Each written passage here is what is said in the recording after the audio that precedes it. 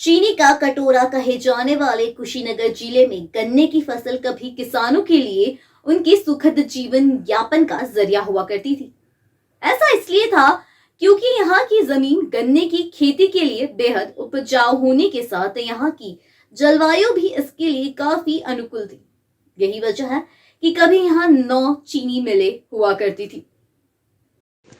इन्हीं चीनी मिलों से किसानों परिवार का पोषण होता था।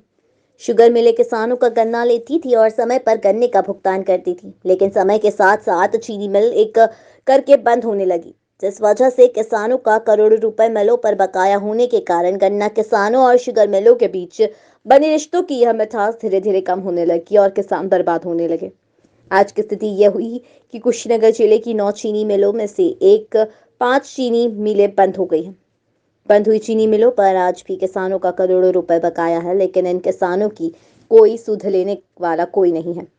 कुशीनगर जिले में आखिरकार एक और चीनी मिल को राजनीतिक चालबाजी और कुप्रबंधक का खामियाजा भुगतना पड़ा। आजादी से पहले 1934 में स्थापित कप्तानगंज की चीनी मिल 90 साल का स्वर्णिम सफर तय करने के बाद आखिरकार बंद हो गई। बंद हो चुकी कप्तानगंज चीनी मिल में गन्ना देने वाले किसान गन्ना मूल्य भुगतान को लेकर मिल के चक्कर काट रहे हैं और मिल के कर्मचारी अपने बकाया तनख्वाह को लेकर परेशान है। कप्तानगंज चीनी मिल पर गन्ना किसानों का 40 करोड़ रुपए बकाया है। वहीं मिल में काम करने वाले लगभग 300 स्थायी, अस्थायी व ठेके पर काम करने वाले कर्मचारी अपने 7 करोड़ रुपए का वेतन भुगतान पाने का आस लगाए बैठे हैं। हालांकि प्रदेश सरकार ने कप्तानगंज शुगर मिल के बंद हो जाने पर किसानों को फौरी राहत देने हुए कप्तानगंज क्षेत्र के गन्ने का आवंटन गोरखपुर जनपद स्थित पिपराइच चीनी मिल को कर दिया है, जिससे किसानों की एक समस्या का समाधान हुआ।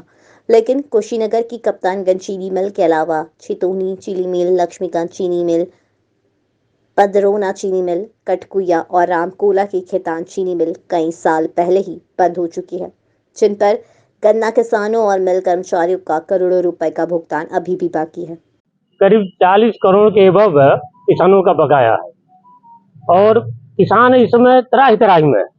मान लीजिए धान की जो कंडीशन रहा, लागत अधिक आई लेकिन पैदावार उसके हिसाब से नहीं हुआ। औने पौने धान में लाख कोशिशों के बावजूद भी किसानों का अधिक से अधिक धान प्राइवेट बनियों के हाथ में बेचा गया। गन्ने का ही है तो 2 साल से बकाया चल रहा है। अगर किसी का केसीसी है तो बैंक कर्मचारी कहते हैं आरसी काट देंगे, लेकिन किसानों के 40 करोड़ रुपए का कौन जिम्मेदार होगा? हम तो यहाँ तक कि हमारे 2 बच्चियां पढ़ती हैं पोस्ट ग्रेजुएट में, मैं तो ब्याज लेकर के बच्चियों का फीस देता हूँ। हमारा भी 50,000 के करीब अभी बकाया है, दिसंबर का 2 पर्चियां बाकी हैं। पिछले साल से लमसम 1-1.5 करोड़ रुपया बकाया है। तब से हम लोग भाग फिर रहे हैं, दौड़ता रहे हैं, कोई हम लोग को सुनता नहीं है। फिर सुबह हम यहाँ आए थे सीएल कर्मचारी को लेकर, तो बोले हैं कि कोशिश कर रहे हैं, तब तक कोशिश करेंगे। भाई पिछले साल से मजदूर बैठा है, उसके बच्चे को मान लीजिए कॉलेज में जा रहा है, उनकी फीस नहीं मिलेगी तो बच्चे खतरा जाएगा।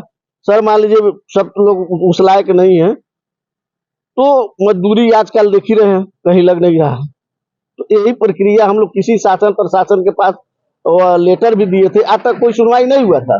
पूर्वांचल की धरती गन्ना के लिए सबसे मुफिद मानी गई है। गन्ना कुशीनगर जिले की खुशहाली की इबारत लिखता रहा है। मिलों पर गन्ना देने के बाद जो पर्ची मिलती थी वह गन्ना किसान के लिए किसी बेरर चेक से कम नहीं होता था।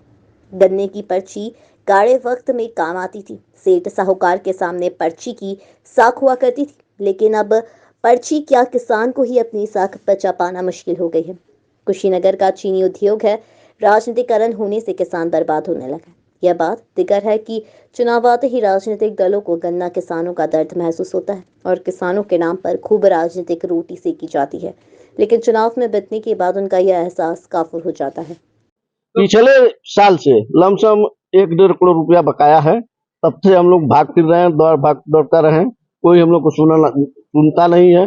फिर सुबह हम यहाँ आए थे सीएल कर्मचारी को लेकर, तो बोले हैं कि कोशिश कर रहे हैं, तब तक कोशिश करेंगे। भाई पिछले साल से मजदूर बैठा है, उसके बच्चे को मान लीजिए कॉलेज में जा रहा है, उनकी फीस नहीं मिलेगी तो बच्चे खतरा जाएगा।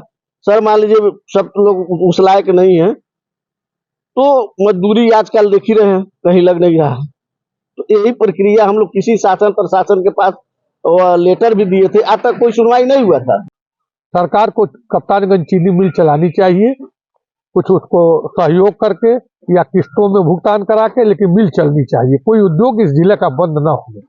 पूरे किसान परेशान हैं, उनका गन्ने का आवंटन तो चाहिए, ढुलाई में काफी दिक्कत है। अब देखिए, जब अपनी चीनी मिल बंद हो जाती है तो कुछ तो दिक्कत होती है। इसीलिए मैं माननीय मुख्यमंत्री जी से अनुरोध कर रहा हूं, बाबा जी से, कि कप्तानगंज चीनी मिल चलवा दें, किसान खुशहाल हो जाएगा। भुगतान एक बार करवा दें, उधार दे दें, ऋण दे दें या किस्तों में करा दें, लेकिन मिल चलवा दें। पूर्वांचल की मानी जानी चीनी मिल कप्तानगंज थी।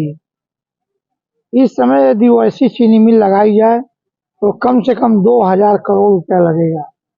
वो चीनी मिल बंद हो गई और उस चीनी मिल पर 44 करोड़ किसानों का बकाया है और 9 करोड़ मजदूरों का बकाया है। मजदूरों के परिवार के लोग भुखमरी के कगार पर हैं। अभी बजट जो पेश हुआ है, देवरिया की सभी चीनी मिलें बंद हैं, पड़ौना में 9 चीनी मिलों में 5 चीनी मिलें बंद हैं। एक भी चीनी मिलों को चलाने का प्रस्ताव इस बजट में नहीं है होता। इसलिए किसानों की आय दुगुनी का लागत मूल्य नहीं किसानों को मिल पा रहा। कप्तानगंज चीनी मिल जो गदगद चली है, इस साल करीब 39 करोड़ रुपया बकाया है।